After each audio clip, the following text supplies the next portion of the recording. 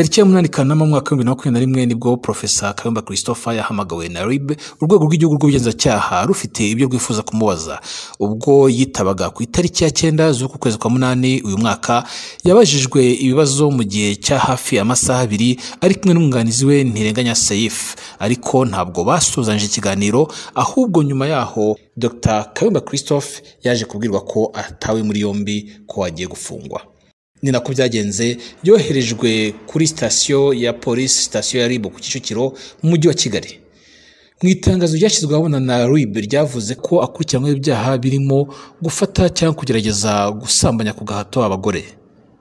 Ibi ni ibyaha Dr Kayumba Christopher yahereye kera avuga ko ari ibipapirano, atabyemera, avuga ko ahubwo we akurikiranywe ku mpamvu za politiki. Umunsi umwe nyuma yo gufungwa nibwo twamenye amakuru y'uko Professor Kayumba Christopher ari mu myigaragambyo y'ituze yo kwicisha inzara. Ni imyigaragambyo igamije ko yumvwa ijwi rye rikumvwa, agahabwa uburenganzira bwe.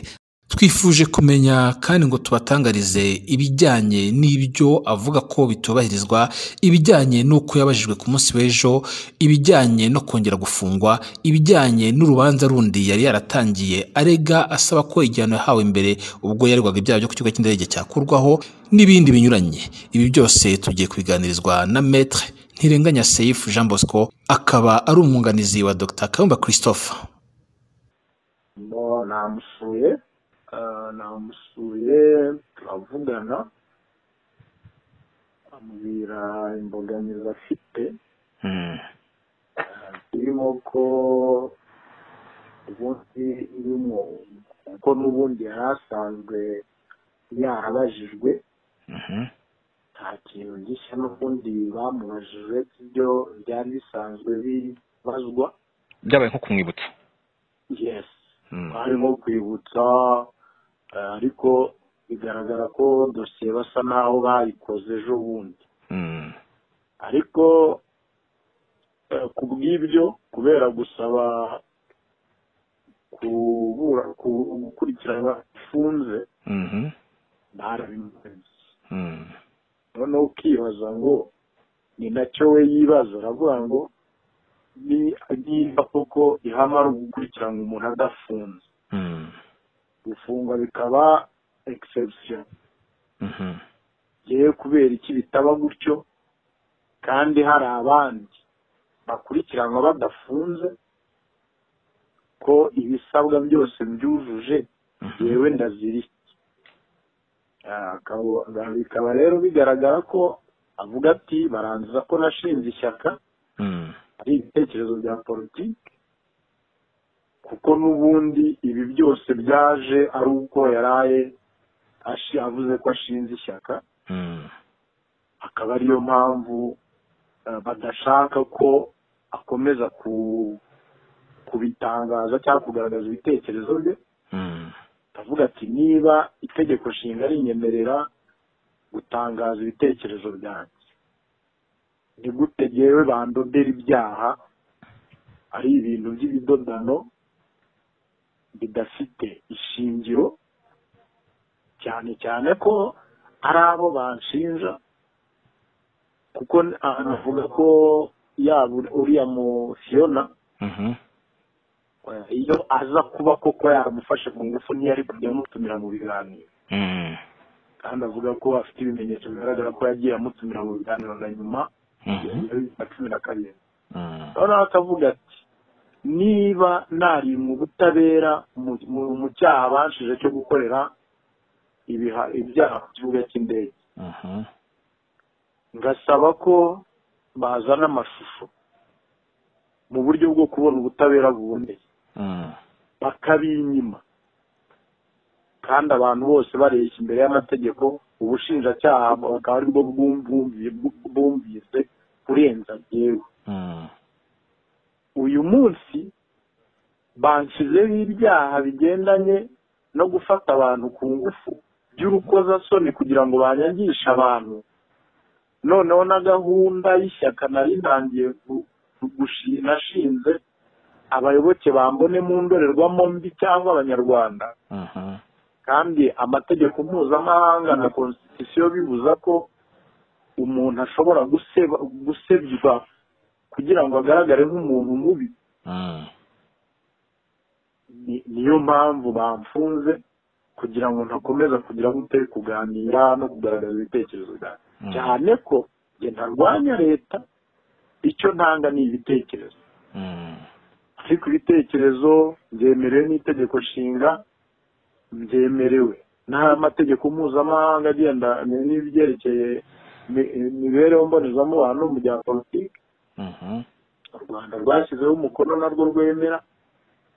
Ndavutswe uburenganzira kubera iki ntari kubona ubutabera buboneye, kandi hari ihame ry'uko umuntu aba ari umwere kugeza ahamijwe icyaha.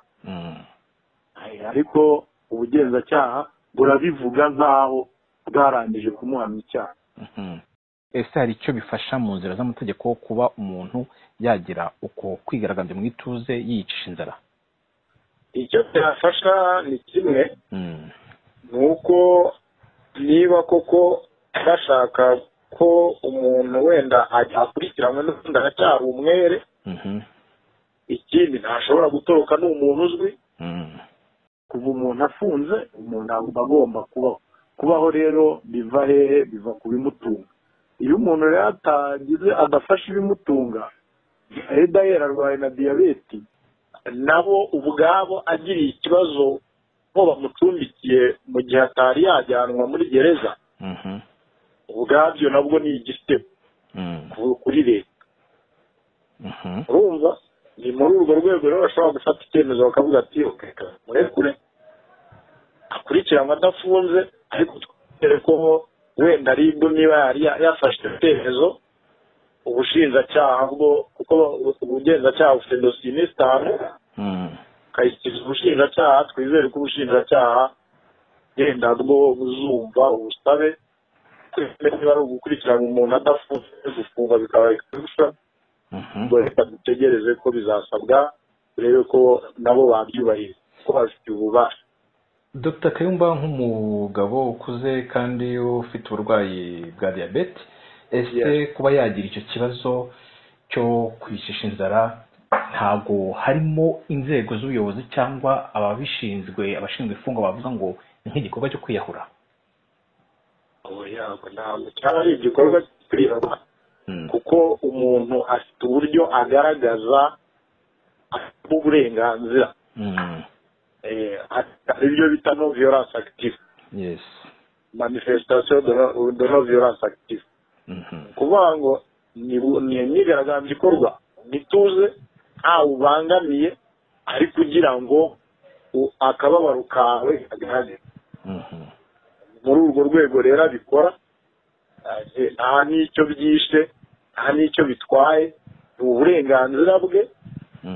Yemererwa n'itegeko ryo gukora icyo ashaka no gufata icyemezo ku byerekeranye n'ubuzima bwe, kugira ngo agaragaze uko atekereza. Iyo nsoma iby'amategeko mpuzamahanga, amasezerano mpuzamahanga n'ibindi, mbonamo ko iriya myigaragambyo yo kwicisha inzara yemewe. Ni bumwe mu buryo bwo kugaragaza icyo umuntu atishimiye, akababaro kawe ibyo utishimiye kubera ibyo uri gukorerwa. Ariko si amategeko y'u Rwanda hari aho byaba biteganywa cyangwa byemerwa? Amategeko y'u Rwanda iho ntaho babivuga, kuko nta constitution ivuga ko nta myigaragambyo yemewe ngo bisabirwa mu burenganzira. Ariko mu by'ukuri amasezerano mpuzamahanga u Rwanda rwashyizeho umukono, amasezerano mpuzamahanga agendanye n'ibyerekeye n'imibereho yo mu by'imbonezamubano n'ibya politike, u Rwanda rwashyizeho umukono ku itariki 3/3/1976, yemerera umuntu ubwo burenganzira, n'ubwo mu Rwanda batabishyize mu mategeko yabo, ariko ayo masezerano barayasinye, baranayemeye, anemera ko umuntu ashobora kwiyicisha inzara agaragaza ibyo atishimiye mu rubanza rwe. Ibyo ni uburenganzira bwe, kandi bugomba kubahirizwa n'igihugu cyasinye ayo masezerano. Ntabwo u Rwanda rwari rwarasinyiye wenda nyuma yaho ko hari byinshi rwagiye rusinyura rutemeranywa nabyo byasinywe kera? Ayo masezerano yo ntabwo bashobora, kuko harimo ayo bagiye bashyira no muri constitution.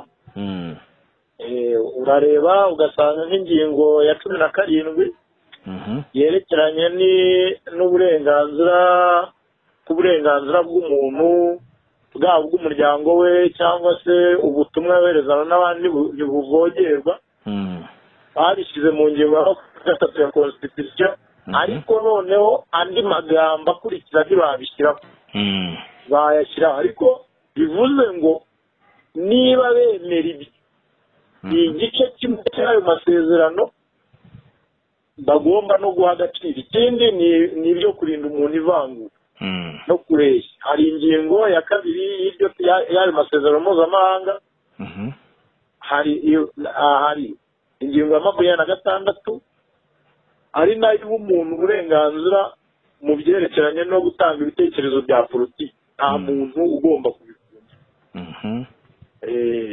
Ariko nkaribu yo numvise ivuga ngo nisubiracyaha. Ese isubiracyaha ku cyaha yigeze abura aregwa kigeneye no gufata gukoresha imibonano umuntu ku ngufu ku gahato cyangwa ubwinjiracyaha yigeze akiburana. Aho rero usanga urwego narwo ruba rwateshutse rugashinja umuntu icyaha ndetse rukanamugerekera n'ibindi. Urwo rubanza narwo ntibashobora kurugaragara, ahubwo ugahita ubona ko ni bya bindi byo kuvuga ngo reka nshyire mu munyu ngaragarize amahanga n'abanyarwanda ko uwo muntu ari buhari. Ibyo ubwabyo bibujijwe n'iyo ngingo ya 17 mubwira y'amasezerano mpuzamahanga u Rwanda rwashyizeho umukono agendanye n'imibereho myiza mu by'amasezerano agendanye n'imibereho myiza ndetse n'ibya politiki.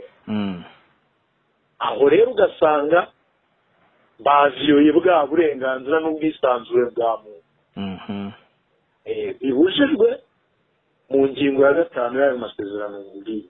Hari ibyo u Rwanda rwagiye rusinyuraho igice rukavuga ruti pacte nini yasinywe iki n'iki aline ya 2 cyangwa 3 iyo u Rwanda ntibiyemera, rukaba rufite amasezerano rwasinye ariko rukagira imirongo imwe n'imwe rukuramo. Ibyo imbere y'amategeko ntacyo mubibonamo? Ariko kubyerekeranye n'ayo masezerano mpuzamahanga ni kukubwira reservation u Rwanda rwigize rutira ntayo rwagezeho. Ndongera yandi masezerano hari aho rwagiye rugira reservation ariko kuri ayo ngayo rwose nta nama. Watubwiye ko amasezerano yitwa te?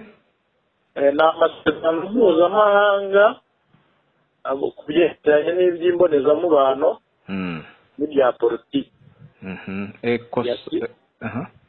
Bayita ngo ni Pacte international sur le droit civil politiki. None nongera nkubaze ku bijyanye n'iburanishwa rye ejo bundi ubwo yitabaga akabazwa. Ese uburenganzira bwe bwo kubazwa mwibazwa uburenganzira bwe bwose uko bugenwa? Allo? Yes.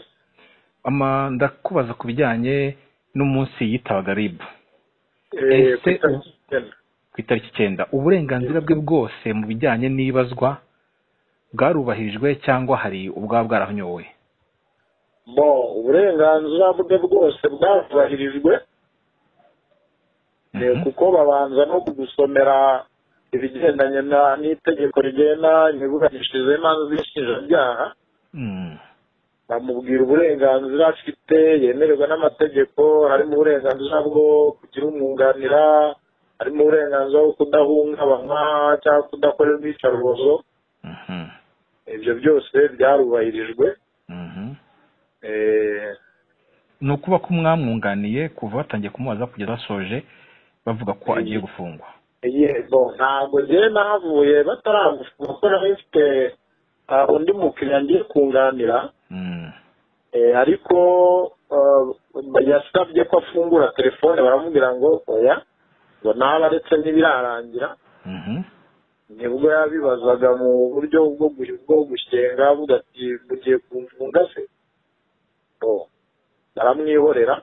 Ariko mu by'ukuri ubundi iyo myitwarire ntiyari isanzwe kuko na mbere tukihagera batubwiye ko ngo tuzana amatelefone ariko mbabwira ko nayizimya ariko ntashobora kuyimuha kuko nanjye bari bambwiye ngo nitange nababwira agenda umwavoka ntabwo jyewe yekwa w'icyaha. uwo utagomba kuyiha ni umugenzacyaha? hari n'undi wari usabye ngo nyimuhe atari uwamutumije ariko nawe w'umukozi wa RIB? yes yamaze gutanga baravuga ngo amatelefone turayamusigira mbere agiye ntabigusigira ahubwo jyewe nayizimya nkayishyira mu ishakoshi yanjye ariko ntabwo nayiguha. none maginga ya telefone ye ibifitwe nande nk'umushakashatsi Dr Kayumba, umushakashatsi impuguke, umwarimu muri kaminuza, akaba umunyapolitike, aba afite byinshi bijyanye n'ubuzima bwe bwite bwa politike cyangwa ubushakashatsi bwakora bidasangiwe. iyo telefone ifatiriwe ubifitwe nande? ese ibyo muvuze byose ndondoye ntabwo byaba biri kuhahungabanira biramutse byinjiyemo? telefone ye ifitwe n'umugenzacyaha mubanje witwa Michel. niwe wasigaranye ariko niwe wamubajije, ni nawe wasigaranye telefone ye mu gihe ibindi byangombwa byose amuvana kuri headquarter aho yabarijwe kuri RIB amujyana kuri sitasiyo ya RIB ya Kicukiro. niho ibyangombwa Kayumba yari abifite nabivanye mbiba uwo yamugiye gushyikiriza ariko telefone yo yasigaranywe n'umugenzacyaha wamubajije. nibyo nabazaga nti iyo telefone y'umushakashatsi Professor Kayumba Christophe yinjiwemo, afite ubushakashatsi bwinshi akora, afite ibitabo yandikaga si na kimwe birenze kimwe, ibyo yadutangaje ni 2, akaba anafite ubuzima bwa politiki arimo, programme politique, agenda politique n'ibindi byinshi arimo. iyo byinjiyemo n'utayifitiye uburenganzira nk'uko telefone yasigaranywe n'abagenzacyaha bafite inzira nyinshi zo kwinjiramo, ntabwo byo bifatwa nka infraction? keretse binjiye mu butumwa bwe uko ibyabazwa ntaho bihuriye n'ubutumwa kuko ntabwo aregwa guhungabanya umudendezo wa rubanda cyangwa se kugambanira igihugu nk'uko itegeko nshinga ribiteganya. iyo biza kuba ibyo byaha nibwo telefone ye bayinjiramo. baramutse bayinjiyemo baba bakoze icyaha. ndakumva neza. baba bakoze icyaha ko kandi n'icyo bakuramo ntabwo cyakwemerwa kuko nta burenganzira baba babifitiye kandi ntiyigeze anabibazwa. none mubasha kuyisaba nayo igacyurwa nk'uko ibindi byacyuwe mu byangombwa bye? yamaye procreation ku mugoroba. nzajya kuyisaba ejo. hanyuma rero ndebe ko nayahabwa kuko ni uburenganzira bwe, ni n'umutungo we personnel adasangiye n'abandi. ubwo biramutse byanze nibwo nshobora kuba hari ikindi kintu twavugana nababwira. hanyuma mbere y'uko afatwa mu biganiro yagiye ajyana n'abanyamakuru benshi, dore ko byinshi byanyaga kuri YouTube, hari ibyo atemeraga ko bamufata amajwi n'amashusho cyakora akaganira nabo ku ruhande. impamvu atabyemeraga nuko avuga ati ibingibi byo bishobora gukoreshwa mu rubanza, ntabwo nawe mbishyize ka rubanda. ariko ubwo yafunzwe ndabikubazaho, hari aho yajyaga atubwira ko hari abanyapolitike benshi, aba officers, abasirikare, abapolisi n'abandi b'inshuti ze babanye cyangwa bakoranye cyangwa abandi atumwaho, basaga n'abamutera ubwoba ukuntu ngo natava mu bikorwa bya politiki azakibonera. ibyo mwe nk'umwunganizi we yigeze abibabwiraho? ku itariki 9 mbere y'uko ajya kubazwa yambwiye ko amaze kwakira ubutumwa bwinshi n'abantu batuma bamubwira ko agomba guhagarika ibyo bintu bya politiki. ngo natabihagarika ngo bizamubyarira ibibazo. ni muri urwo rwego rero nawe avuga ko biriya byaha akurikiranyweho ashinjwa ari ibintu bishingiye ku bitekerezo bye bya politiki kuko byatangiye kuza igihe yari amaze kuvuga ku mugaragaro ko ashinzwe umuryango wa politiki, ashinzwe ishyaka rya politiki. Yes. hanyuma dusubiye inyuma gatoya mu biganiro yagiye atanga none yagiye avuga ko RIB yagiye itegura abatangabuhamya ikajya gufotora iwe ndetse igakusanya ibintu yashobora kuzifashisha ibiremamo nk'uko yabivugaga ibimenyetso ngo ishobora guha abantu iti muhamye ibi n'ibi ihereye ku byo yafotoye. Icyo kintu ni cyiza mu rubanza mu bugenzacyaha no mu bushinjacyaha no mu rukiko bikifashishwa nk'ibimenyetso ngo aha turahazi ibi n'ibi, nyamara bagendeye ku mafoto wenda RIB yaba yarabahaye abo batangabuhamya bamwe mutaramenya, mugifata nk'ikimenyetso cyakwakirwa cyangwa hari ukuntu mwagitamamira?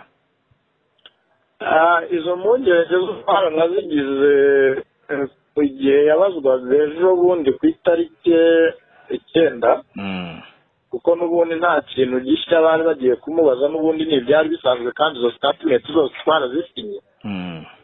Noneho nkibaza ngo ko tugiye kumubaza n'ubundi ibyo bari baramubajije ibibazo bimwe, noneho hakaba no kurengera bakabaza ku byerekeranye n'ubuzima bwite bw'umuryango, ari nabyo twaberetse ko binyuranyije n'amategeko mpuzamahanga, ayo ngayo nakubwiraga ndetse n'itegeko nshinga.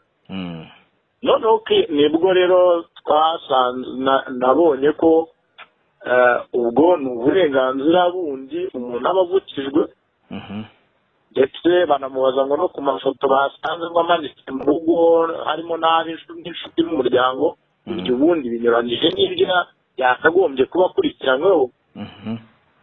Niho rero uhita ushyiraho akabazo ukavuga ngo kubera iki ibi ngibi bikozwe n'urwego kandi twizeye dushobora niba koko hakurikijwe amategeko.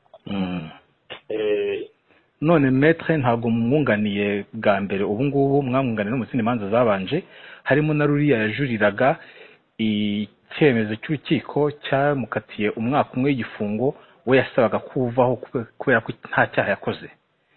Ubwo rubanza ruburanishwa, mperuka mu rukiko ruburanishwa, ese rwarasomwe rwarakaswe ruracyakomeje byifashe bite?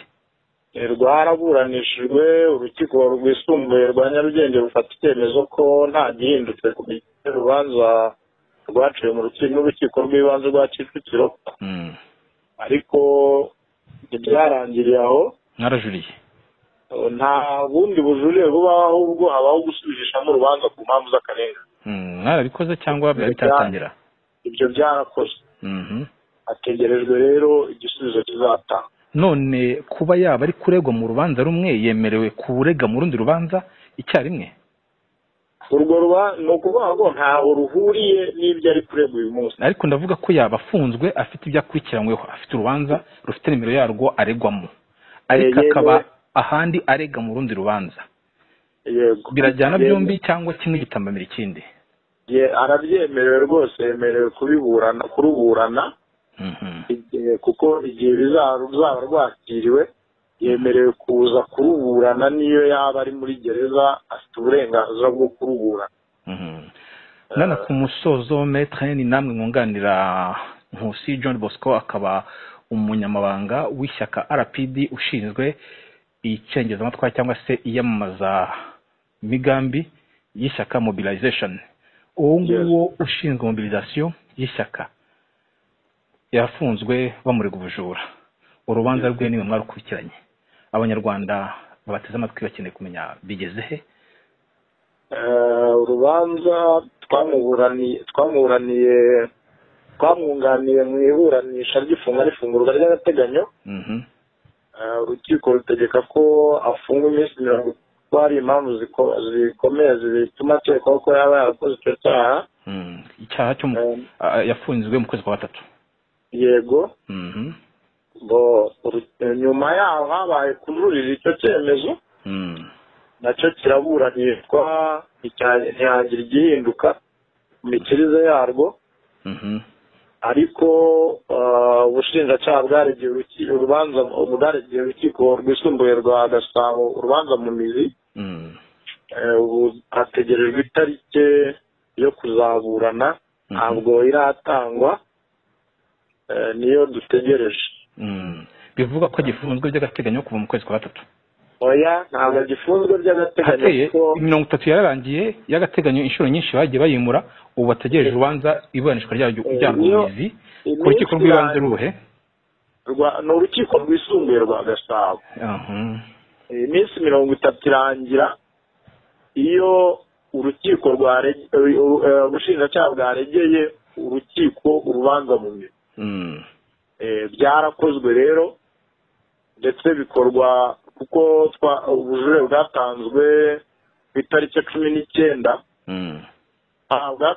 bwatanzwe ku itariki 19 ni nabwo ubushinjacyaha bwa 19 z'ukwa kangahe z'ugushize kwa 7 cyangwa 8 z'ukwa 4 uyu mwaka kuko icyemezo cyafashwe ku itariki 15 z'ukwa 4 noneho tujurire kuko ibirego byo icyemezo cy'ifunga n'ifungurwa ry'agateganyo itegeko riteganya ko kijurirwa mu minsi itarenze 5.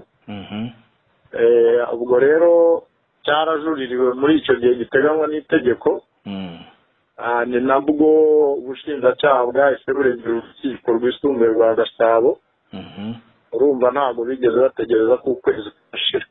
None kuki ubushinjacyaha urubanza nyirizina rutangira mu rukiko rwisumbuye, ndavuga urubanza mu mizi rwa Gasabo, aho guhera mu rukiko rw'ibanze? Biterwa n'itegeko rigena ububasha bw'inkiko, ko ububasha inkiko z'ibanze ziba zifite.